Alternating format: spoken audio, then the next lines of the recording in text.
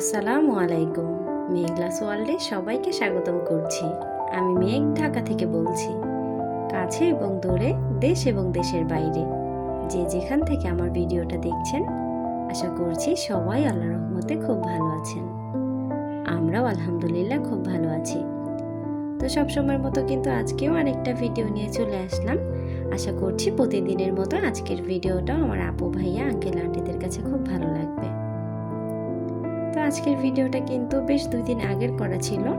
আমার ছোট বোনের বার্থডে ছিল, তো আজকে বাসায় যাচ্ছিলাম। তো শুরুতে যে একটা কার্ড দেখলেন, মানে কাগজে যে হ্যাপি বার্থডে লেখা, সেটা কিন্তু সিয়া কার্ড বলে, যে বার্থডে কার্ড।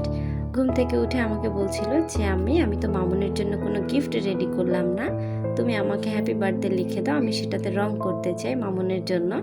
তো আমি লিখে দেওয়ার পর সে কিন্তু সেটাকে রং করে নিয়েছে সুন্দর করে, আর সারাক্ষণ হাতে রেখেছে। সারাক্ষণ সেটাকে সে হাতে করে রেখেছে যে বাসায় নিয়ে যাবে। তো আসার সময় কিন্তু ভুলে গিয়েছে, আবার রাস্তায় এসে মনে করার পর আমি গিয়ে নিয়ে এসেছি সেটা। তারপর কিন্তু আমরা বের হয়ে গিয়েছিলাম। আর আমি যে সব সময় পেজ থেকে কেক অর্ডার করে থাকি, তো সেই পেজে আপুর সাথে কথা বলার পরে কিন্তু আপু আমাকে বললো যে আপু, আমি একান্তভাবে সরি আপু, আমাদের ডেলিভারি 15 তারিখের আগে ওপেন হবে না। তো তারপর আমি আরও এক্সট্রা করে একটা পেজে কথা বলেছি, তারাও বললো যে আপু 15 তারিখের আগে কোনো ডেলিভারি ম্যান পাওয়া যাবে না। তো অবশেষে কিন্তু কিনতে গিয়েছিলাম, তো সব দোকান বন্ধ ছিল।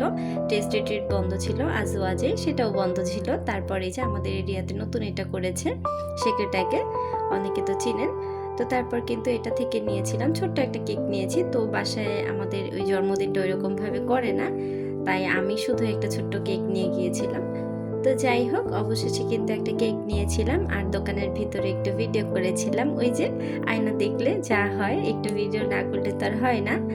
তো একটু ভিডিও করেছিলাম।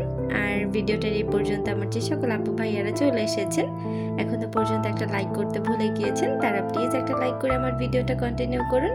আর যারা অলরেডি কাজটি করে ফেলেছেন তাদেরকে অসংখ্য ধন্যবাদ। আর যারা আজকে প্রথম আমার চ্যানেলটি ভিজিট করছেন, আমার ভিডিও বা আমার কথার কোনো অংশ যদি আপনার কাছে ভালো লেগে যায়, আপনি চাইলে আমার চ্যানেলটাকে সাবস্ক্রাইব করে নিতে পারেন। আর পাশে থাকা বেল আইকনটা প্রেস করে দিতে পারেন, এতে করে যখনই আমি ভিডিও ছাড়বো আপনার কাছে নোটিফিকেশন পৌঁছে যাবে। আর আপনি যদি চান, আপনার সময় এবং সুযোগ মতো ভিডিওটা দেখে নিতে পারবেন।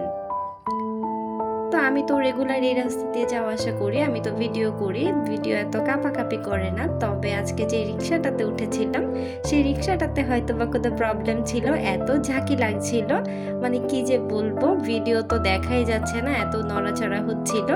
তো যাই হোক, আমি জানি আমার আপু, ভাই, আঙ্কেল, আন্টিরা আমাকে খুব ভালোবাসে, তারা কষ্ট করে দেখে নিবে।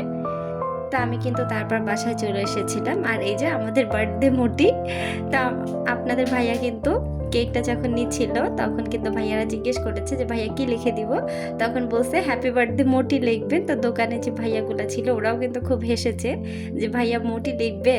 পরে বললাম যে হ্যাঁ, ওকে মোটি বলেই ডাকা হয়, এই জন্য মোটি লিখতে বলছে। তারপর কিন্তু এই যে মোটি লিখে আনছে, ওকে দেখানোর পরে যে বলতো এখানে কি লিখছে, বড় বলতেছে কি লিখছে, মোটি লিখছো, তোমরা তো মোটিই লিখবা।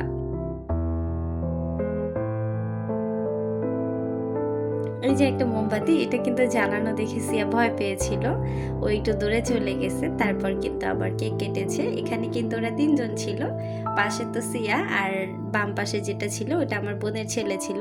তো তারাই 3 জনে মিলে কেক কেটেছিল, কোনো রকম একটু কেটে কুটে খেয়েছে।